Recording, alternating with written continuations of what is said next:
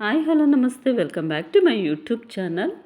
So ಮೊದಲಿಗೆ ಯಾರೆಲ್ಲ ನನ್ನ ವೀಡಿಯೋಸ್ನ ನೋಡ್ತಾ ಇದ್ದೀರಾ ಅವರೆಲ್ಲರೂ ಕೂಡ ದಯವಿಟ್ಟು ಸಬ್ಸ್ಕ್ರೈಬ್ ಮಾಡಿಕೊಂಡು ವೀಡಿಯೋಸ್ನ ನೋಡಿ ಹೀಗೇ ಸಪೋರ್ಟ್ ಮಾಡ್ತಾಯಿರಿ. ಹಾಗೆ ಒಂದು ಲೈಕ್, ಒಂದು ಶೇರ್, ಒಂದು ಕಮೆಂಟನ್ನು ಮಾಡಿ. ಸೊ ಹಾಗೆಯೇ ಇವತ್ತಿನ ರೆಸಿಪೀಸ್ನ ನಾನು ಮುಂದುವರ್ಸೋಣ.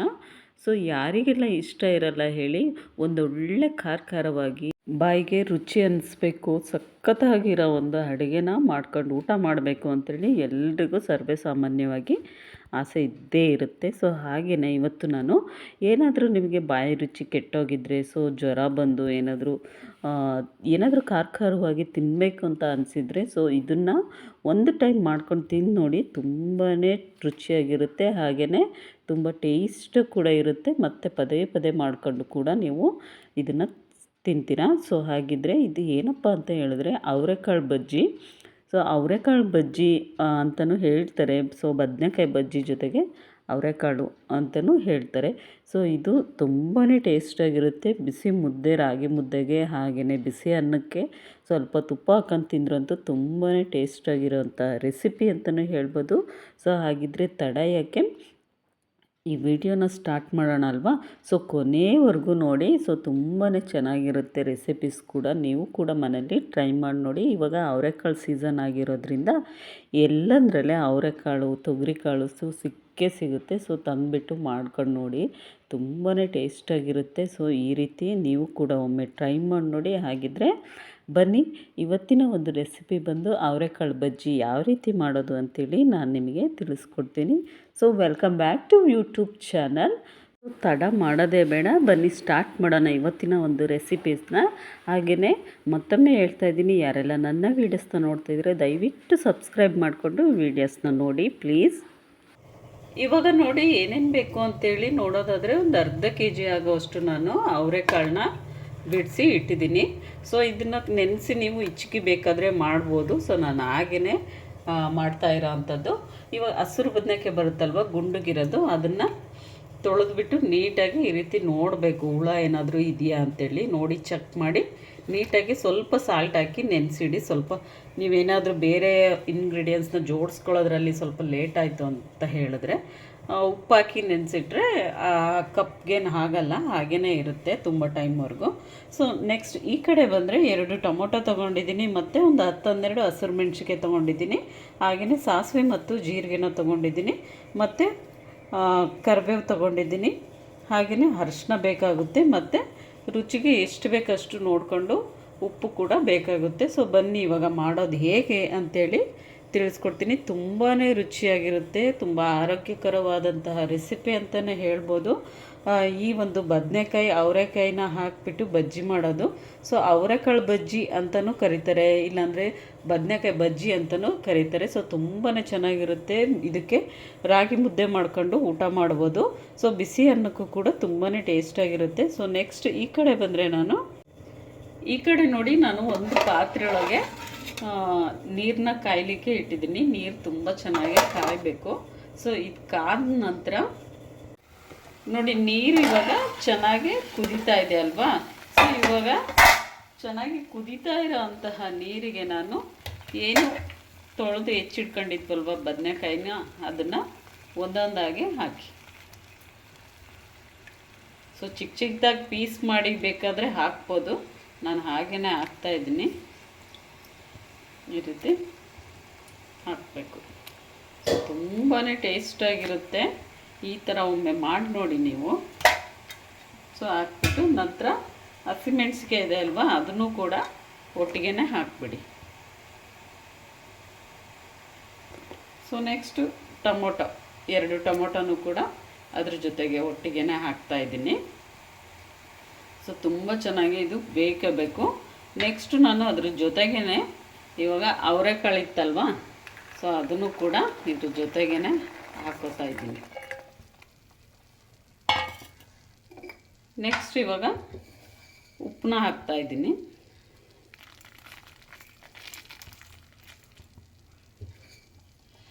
ಉಪ್ಪನ್ನ ಹಾಕಿ ನೆಕ್ಸ್ಟು ಅರಿಶಿನ ಹಾಕಿ ಒಟ್ಟಿಗೆ ಹಾಕಬೇಕು.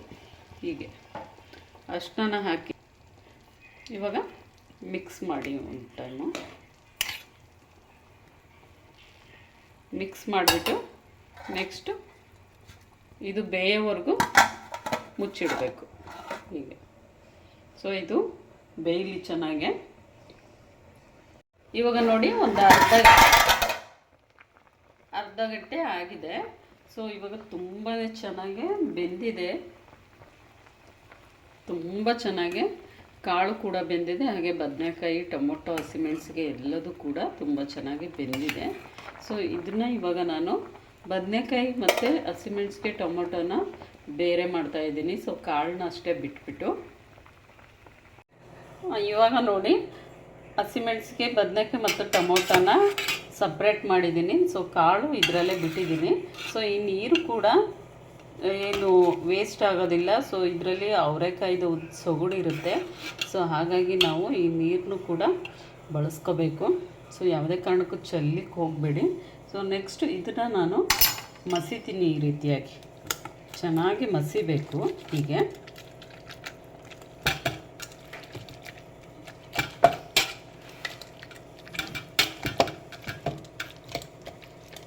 ಸೊ ಬದನೆಕಾಯಿ ಏನಂತ ಹೇಳಿದ್ರೆ ಎಳೆದಿದ್ದರೆ ತೊಟ್ಟನ್ನು ಕೂಡ ಹಾಕಿ ತುಂಬಾ ಚೆನ್ನಾಗಿರುತ್ತೆ. ಸೊ ತುಂಬ ಟೇಸ್ಟಾಗಿ ಕೂಡ ಇರುತ್ತೆ. ಚೆನ್ನಾಗಿ ಇದನ್ನು ಎಲ್ಲದನ್ನು ಕೂಡ ಮಸಿಬೇಕು ಹೀಗೆ.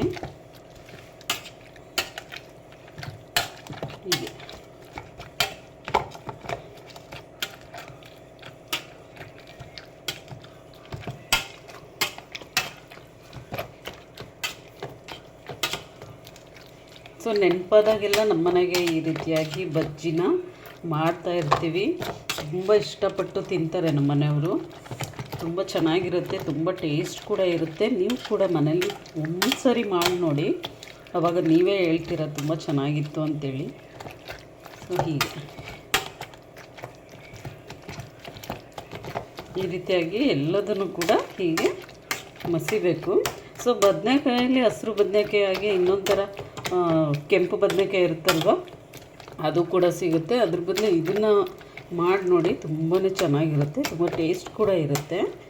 ಇದರಲ್ಲಿ ಬೀಜ ಕಮ್ಮಿ, ಅದರಲ್ಲಿ ತುಂಬಾ ಬೀಜ ಇರುತ್ತೆ ಬದನೆಕಾಯಲ್ಲಿ. ಹಾಗಾಗಿ ಈ ಒಂದು ಬದನೆಕಾಯಿನ ತಂದುಬಿಟ್ಟು ಮಾಡಿ ನೋಡಿ, ತುಂಬಾ ಟೇಸ್ಟ್ ಕೂಡ ಇರುತ್ತೆ ಸಾಂಬಾರು. ಕೆಲವೊಂದು ಟೈಮ್ ನಮಗೆ ಬಾಯಿ ಏನಾದರೂ ರುಚಿ ಸ್ವಲ್ಪ ಆರಾಮಿಲ್ದಾಗ, ಹುಷಾರಿಲ್ದಾಗ ಏನಾದರೂ ಬಾಯಿ ರುಚಿ ಕೆಟ್ಟೋಗಿದ್ದರೆ ಸೊ ಈ ಥರ ಸ್ವಲ್ಪ ಸ್ಪೈಸಿಯಾಗಿ ಖಾರ ಸ್ವಲ್ಪ ಜಾಸ್ತಿ ಹಾಕಿ ಮಾಡಿ ನೋಡಿ, ತುಂಬಾ ರುಚಿಯಾಗಿರುತ್ತೆ.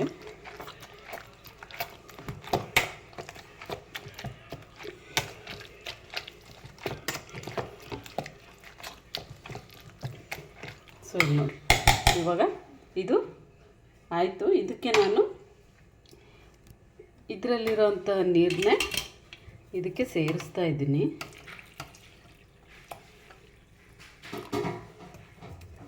ಸೇರಿಸ್ಬಿಟ್ಟು ನೀಟಾಗಿ ಮಿಕ್ಸ್ ಮಾಡ್ಕೊಳ್ಳಿ ಒಂದು ಟೈಮು ಹೀಗೆ ಮಿಕ್ಸ್ ಮಾಡ್ಕೊಳ್ಳಿ. ಸೊ ಇದಕ್ಕೆ ನಾನಿವಾಗ ಒಗ್ಗರಣೆಗೆ ರೆಡಿ ಮಾಡ್ಕೊಳ್ಳೋಣ. ಇಲ್ಲಿ ನೋಡಿ, ಇದಕ್ಕೆ ಒಗ್ಗರಣೆಗೆ ಸಾಸಿವೆ, ಜೀರಿಗೆ ಮತ್ತು ಬೆಳ್ಳುಳ್ಳಿ, ಕರಿಬೇವನ್ನ ಹಾಕಿ ಒಗ್ಗರಣೆ ಕೊಡ್ತಾಯಿದ್ದೀನಿ. ಒಗ್ಗರಣೆ ಕೊಟ್ಬಿಟ್ಟು ಮಿಕ್ಸ್ ಮಾಡಿ ನೆಕ್ಸ್ಟ್ ಏನು ನಾವು ಕಾಳನ್ನ ಬೇಯಿಸಿ ಸಪ್ರೇಟ್ ಮಾಡಿದ್ವಲ್ವ, ಅದೇ ನೀರಿಗೆ ಇದನ್ನು ಹಾಕಿ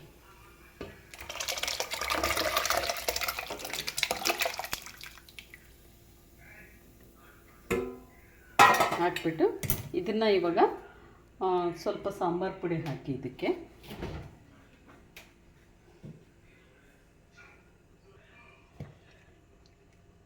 ಒಂದು 2 ಸ್ಪೂನ್ ಆಗೋವಷ್ಟು ಸಾಂಬಾರು ಪುಡಿನ ಹಾಕಿ ಮಿಕ್ಸ್ ಮಾಡ್ತಾಯಿದ್ದೀನಿ. ಇನ್ನೊಮ್ಮೆ ಉಪ್ಪನ್ನ ನೋಡಿಕೊಂಡು ಮತ್ತೊಂದಿಷ್ಟು ರುಚಿಗೆ ಎಷ್ಟು ಬೇಕೋ ಅಷ್ಟು ನೋಡಿಕೊಂಡು ಉಪ್ಪನ್ನ ಹಾಕಿ. ಸೊ ಇದನ್ನು ಇವಾಗ ಮತ್ತೊಂದು ಸರಿ ನಾನು ಕುದಿಲಿಕ್ಕೆ ಇಡ್ತೀನಿ. ಸೊ ಒಂದು ಟೈಮ್ ಕುದ್ರೆ ಸಾಕು ಇವಾಗ. ಸೊ ಆಲ್ರೆಡಿ ಚೆನ್ನಾಗಿ ಬೆಂದಿರೋದ್ರಿಂದ ಒಂದು ಸರಿ ಇದನ್ನು ಕುದಿಲಿಕ್ಕೆ ಇಟ್ಬಿಡ್ತೀನಿ. ಇವಾಗ ನೋಡಿ, ಇದು ಇವಾಗ ಕುದೀತಾ ಇದೆ. ಸೊ ಸಾಕಿದು ಒಂದು ಕುದಿ ಬರೋವ್ರಿಗೆ ಅಷ್ಟೇ ನಾನು ಕುದಿಸ್ತಾ ಇದ್ದೀನಿ. ಸೊ ತುಂಬ ಚೆನ್ನಾಗಾಗಿದೆ, ಒಂದು ಒಳ್ಳೆ ಪರಿಮಳ ಬರ್ತಾ ಇದೆ ನೋಡಿ, ತುಂಬಾ ಟೇಸ್ಟಾಗಿ ಕೂಡ ಆಗಿದೆ. ಸರ್ವ್ ಮಾಡೋಣ. ಸೊ ನೀವು ಕೂಡ ಮನೆಯಲ್ಲಿ ಒಮ್ಮೆ ಟ್ರೈ ಮಾಡಿ ನೋಡಿ, ಆಗ ನೀವೇ ಹೇಳ್ತೀರಾ ಅವರೆಕಾಳು ಬಜ್ಜಿ ಎಷ್ಟು ಚೆನ್ನಾಗಿತ್ತು ಅಂತೇಳಿ. ಸೊ ನೋಡಿ, ತುಂಬಾ ಚೆನ್ನಾಗಿದೆ. ಸೊ ನೀವು ಕೂಡ ಮನೆಯಲ್ಲಿ ಒಮ್ಮೆ ಟ್ರೈ ಮಾಡಿ ನೋಡಿ. ಹಾಗೆಯೇ ಯಾರೆಲ್ಲ ನನ್ನ ವಿಡಿಯೋಸ್ ನೋಡ್ತಾ ಇರೋರೆಲ್ಲರೂ ದಯವಿಟ್ಟು ಸಬ್ಸ್ಕ್ರೈಬ್ ಮಾಡ್ಕೊಳ್ಳಿ, ಲೈಕ್ ಮಾಡಿ ಶೇರ್ ಮಾಡಿ ಮತ್ತು ಕಮೆಂಟ್ ಮಾಡೋದನ್ನು ಮರಿಬೇಡಿ. ಮತ್ತು ಮುಂದಿನ ಒಂದು ವ್ಲಾಗೊಂದಿಗೆ ಮತ್ತೆ ಸಿಗ್ತೀನಿ ಫ್ರೆಂಡ್ಸ್. ಬಾಯ್.